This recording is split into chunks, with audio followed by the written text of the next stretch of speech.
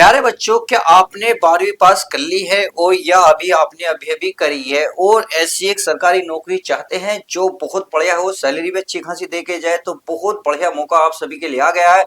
जो बच्चे 12वीं करो बैठे हैं, जी हाँ, मैं बात कर रहा हूँ बिहार पुलिस कांस्टेबल ऑपरेटर 2026 का नोटिफिकेशन आउट हो चुका है। इसकी एग्जाम डेट भी आ गई है। सब कुछ कवर करने वाले हैं, जैसे कि अप्लाई लिंक कहाँ मिलेगा, ऑल इंडिया से मेल फीमेल दोनों अप्लाई कर सकते हैं।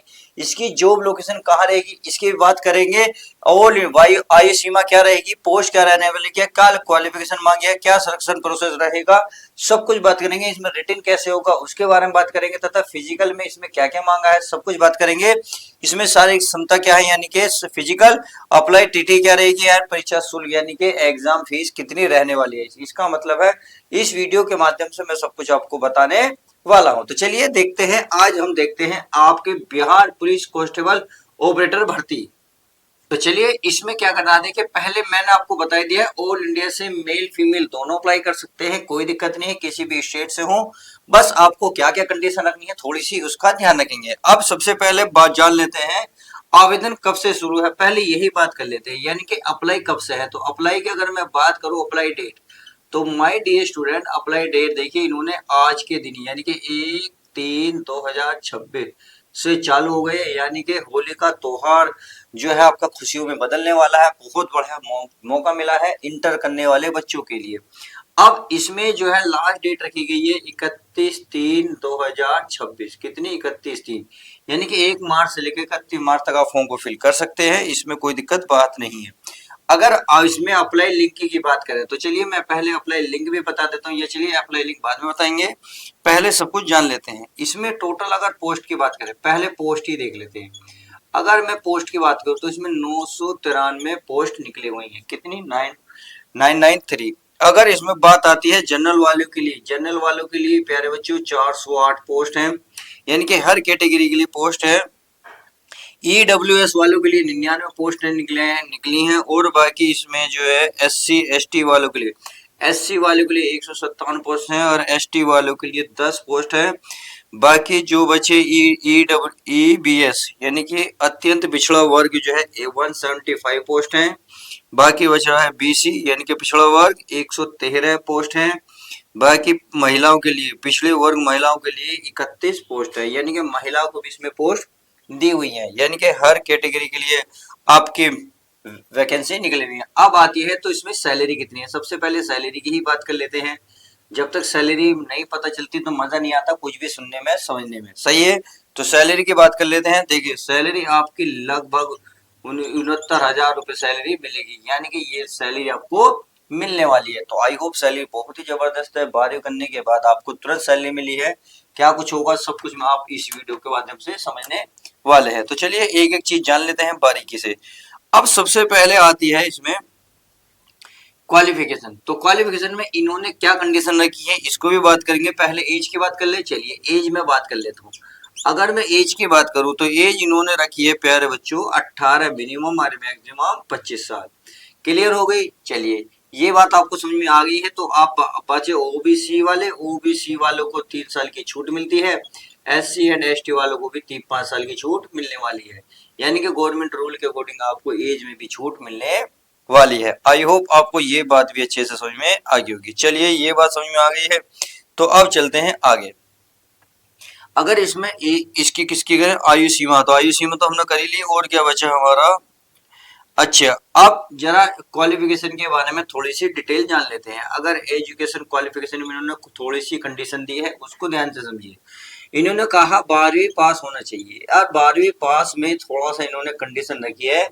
12वीं पास में भी देखिए साइंस दो तरीके से होती है, एक तो होती है पीसीएम, एक होती है पीसीबी, सही है, यानी कि physics chemistry math, physics chemistry bio. तो इन्होंने कहा है बायो वाले फिजिक्स ये तो 100% फॉर्म फिल करेंगे ही करेंगे, परंतु ये जो करेंगे ना, अगर इन्होंने ऑब्जेक्टिव ग्रुप में मैथ ले रखा है तो ही फॉर्म को फिल कर सकते हैं। और आर्ट साइड वाले जो है और जो कॉमर्स वाले हैं ये फॉर्म फिल नहीं करने के, ये बड़ी दुख भरी बात है। यानी कि जिन बच्चों ने मैथ से इंटर क्वालिफाई करा है वही बच्चे इसमें फॉर्म को फिल कर सकते हैं। अब इसमें भी इन्होंने ये एक बात कही है, देखिए जो पीसी1 है और ऑब्जेक्ट के रूप में मैथ ले रखा है वो भी फॉर्म फिल कर सकते हैं। अब बात ये इसमें, तो इन्होंने इसमें एक कंडीशन कही है कि इसमें आपके 50% मार्क्स होने चाहिए। अगर आपके 50% मार्क्स हैं तो ही फॉर्म को फिल कर सकते हैं। और जो पीछे जो आपके कौन है, और बाकी तो अनुसूचित जाति अनुसूचित जनजाति के लिए इन्होंने 45% का आरक्षण रखा है, यानी कि 45% अगर नंबर है तो भी फॉर्म फिल कर सकते हो, बाकी 50% नंबर होने चाहिए। तो इनमें थोड़ी सी कंडीशन यही है, 12वीं तो पास हो, परंतु 12वीं के साथ अगर पीसीएम है तो ही फॉर्म फिल कर सकते हैं। आई होप आपको ये समझ में आ गया होगा। अब जरा सिलेक्शन प्रोसेस को जरा ध्यान से समझ लेते हैं। सिलेक्शन प्रोसेस में एक एक चीज बताऊंगा, बारीकी से बड़ा ध्यान से देख लीजिएगा। अब सिलेक्शन प्रोसेस की मैं बात करूं तो आपको 3 चरणों से गुजरना होगा। पहला आपका होगा रिटन एग्जाम। क्या होगा प्यारे बच्चों? रिटन एग्जाम होगा। अगर मैं बात करूं पहले उसके बाद क्या होगा, देखिए रिटन एग्जाम भी आपका कितना होगा, 100 मार्क्स का होगा। कितना होगा? 100 मार्क्स का। चलिए 100 क्वेश्चन सब बताऊंगा मैं डिटेल, पहले आप ध्यान से सुन लीजिएगा। फिर आपका होगा आपका पीएसटी यानी कि physical, PET physical efficiency test होगा। फिर आपका डीवी होगा। क्या होगा प्यारे बच्चों? डीवी। तो पहले आप इसको समझ लेते हैं, फिर इसको समझेंगे, फिर इसको समझेंगे, एक हर एक स्टेप बाय स्टेप समझते हैं। देखिए इसमें अगर मैं बात करूं तो इसमें रिटन एग्जाम में 100 क्वेश्चन आएंगे, इंटरमीडिएट लेवल के ही क्वेश्चन रहेंगे, इस बात का ध्यान रखना होगा, यानी कि ज्यादा हाई लेवल का नहीं है, बहुत सिंपल सा सवाल है। और एमसीक्यूज आपके क्वेश्चन रहेंगे। इसमें 100 क्वेश्चन रहेंगे। अगर टाइम की बात करूं तो टाइम आपको 2 घंटे का टाइम इसमें मिलने वाला है। बात आती है क्या नेगेटिव मार्किंग रहेगी? जी हाँ, इसमें नेगेटिव मार्किंग है। अगर नेगेटिव मार्किंग की बात करें तो 1/4 रहने वाली है। तो उम्मीद है ये बात आपको एग्जाम से रिलेटेड, एग्जाम जो रिटन एग्जाम दोगे उससे संबंधित समझ सारी बात समझ में आ गई होगी। तो बात आती है सर 100 क्वेश्चन जो मिलेंगे 100 मार्क्स के, उसमें कौन कौन से सब्जेक्ट कितने मार्क्स के रहेंगे, तो ये भी बात कर लेते हैं। देखिए जीके के एंड करंट अफेयर, क्या है आपके करंट अफेयर की अगर मैं बात करूं तो इसमें आपको 25 क्वेश्चन देखने को मिलेंगे, 25 ही मार्क्स मिलेंगे। बात आती है इसमें फिजिक्स की, तो इसमें फिजिक्स के भी आपको 25 क्वेश्चन मिलेंगे, 25 ही मार्क्स मिलेंगे। बात आती है इसमें केमिस्ट्री की, केमिस्ट्री वालों के लिए 25 क्वेश्चन मिलेंगे, 25 ही मार्क्स मिलेंगे। बात आती है इसमें मैथ की, तो मैथ में देखिए इंटरमीडिएट की बात करो तो इंटरमीडिएट रिलेटेड आएंगे। इसकी अगर बात करें तो 25 क्वेश्चन 25 ही मार्क्स आएंगे। बहुत ही जबरदस्त है। आप देख सकते हैं 100 क्वेश्चन मिले, 100 ही आपके मार्क्स मिल गए। इसके लिए आपको 2 घंटे का टाइम मिलेगा, नेगेटिव मार्किंग 1/4 रहने वाली है। तो आई होप आपको ये बात अच्छे से समझ में आ गई होगी। चलिए ये बात समझ में आ गई तो आप फिजिकल के बारे में थोड़ा सा जान लेते हैं। फिजिकल में क्या क्या कुछ होने वाला है, बहुत अच्छा है, सब कुछ बताने वाला हूँ। देखिए मेरिट तो आपकी इस पर लगेगी, आपके जो पीएटी है फिजिकल एफिशिएंसी टेस्ट, वो केवल जस्ट क्वालिफाई होंगे, यानी कि जो रिटन एग्जाम देखा जाएगा उसके लिए क्वालिफाई करना होगा। अगर आपने क्वालिफाई नहीं करा तो आपको बाहर कर दिया जाएगा। मेरिट आपके इस पे ही लगेगी, रिटन एग्जाम पे। सही है। इसमें 3 चरणों से गुजरना होगा। दौड़, क्या दौड़, अगर दौड़ की मैं बात करूं तो आपको इन्होंने दी है 1.6 किलोमीटर की दूरी को 6 मिनट में कवर करनी है पुरुषों को। किसको? पुरुष को। अगर मैं महिला की बात करूं यानी कि फीमेल की बात करूं तो इनके जो दूरी दी है प्यारे बच्चों 1 किलोमीटर की दूरी है, और इसको टाइम दिया है इन्होंने 6 मिनट, यानी कि इनके लिए भी 6 मिनट रहने वाली है, परंतु इनकी दूरी 1600 मीटर की रहेगी, इनकी 1000 मीटर की रहेगी। टाइम इन्होंने 6 मिनट दिया है, इन्हें भी टाइम 6 मिनट दिया है। समझ में आ गई।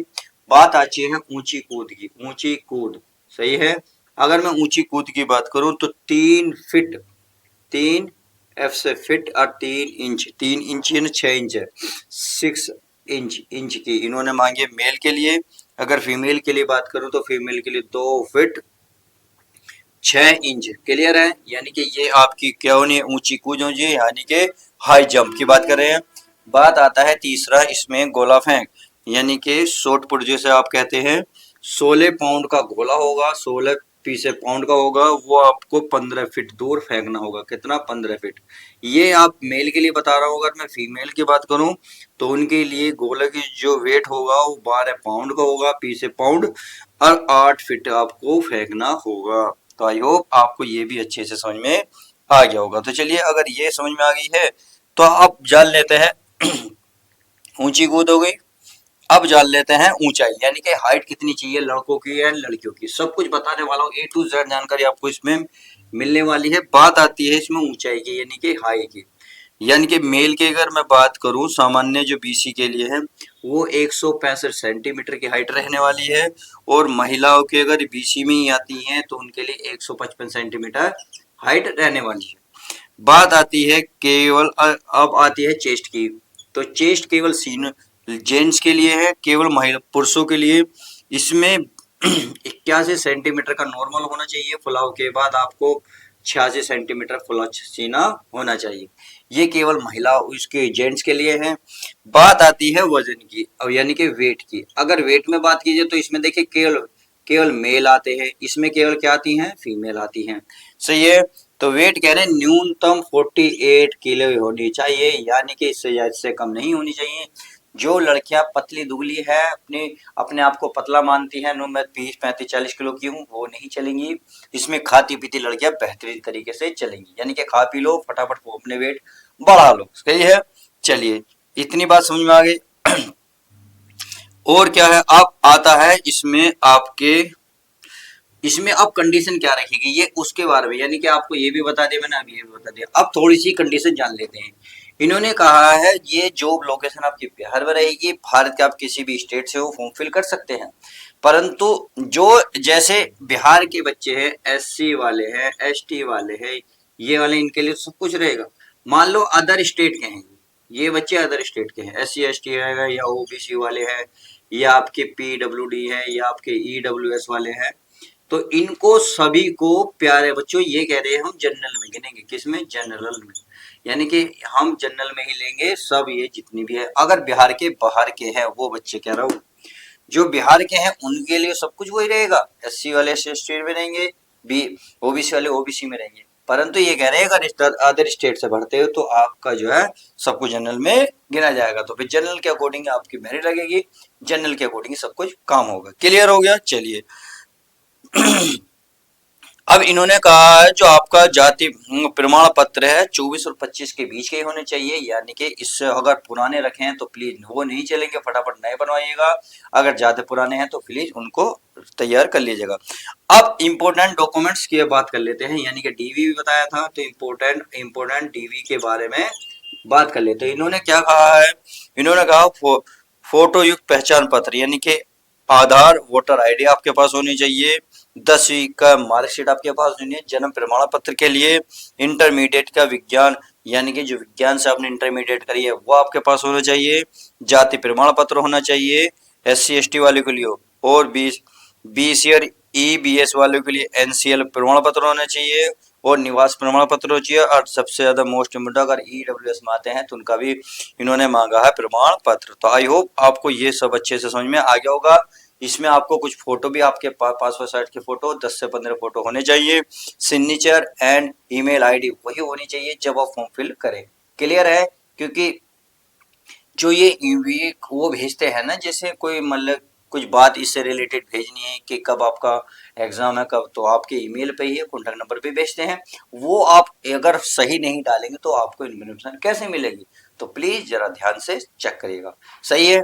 अच्छा मैंने आपको क्या वेबसाइट बता दी, क्या वेबसाइट बता दी कि क्या कहाँ फॉर्म फिल करना है, तो चलिए अगर नहीं बताई तो मैं आपको बताने वाला हूं। तो चलिए उस वेबसाइट को जान लेते हैं, यानी कि अप्लाई लिंक कहाँ करोगे इसके बारे में बात कर ले। तो इसकी अप्लाई लिंक है CSBSC.बिहार, क्या, बिहार.गवर्नमेंट पर जाकर फॉर्म फिल कर सकते हैं। अर्थात मैंने अब कंप्लीट जानकारी बता दी है, सब कुछ जानकर सकेंगे, चाहे एज से रिलेटेड हो, पोस्ट से रिलेटेड हो, फिजिकल से रिलेटेड हो, या रिटर्न एग्जाम से हो, या डीबी से रिलेटेड, सब कुछ, ऐसा कुछ भी नहीं छोड़ा। तो आई होप आपको सब कुछ अच्छे से समझ में आ गया होगा। अब तो बात आती है तो इसमें परीक्षा शुल्क और बता दीजिए, यानी कि इसकी फीस कितनी लगनी है। अगर मैं फीस चार्ज की बात करूं तो फीस इन्होंने सभी के लिखा है, जनरल वाले, ओबीसी हो, ईडब्ल्यूएस, एससी हो, अदर स्टेट के भी हो, कोई से भी हो, सभी के लिए 100 रुपये रहने वाला है। तो उम्मीद है बहुत अच्छे से हर एक सवाल का जवाब आपको मिल गया होगा। तो अब हम क्या करते हैं, नेक्स्ट न्यू वीडियो में मिलते हैं। प्लीज चैनल पर लाइक करना ना भूले, चैनल को सब्सक्राइब करना ना भूले और वीडियो को लाइक करना ना भूले। तो मिलते हैं नेक्स्ट न्यू वीडियो के साथ, नेक्स्ट न्यू वैकेंसी के साथ। जब तक के लिए दोस्तों माय डियर स्टूडेंट अपना ध्यान रखिए।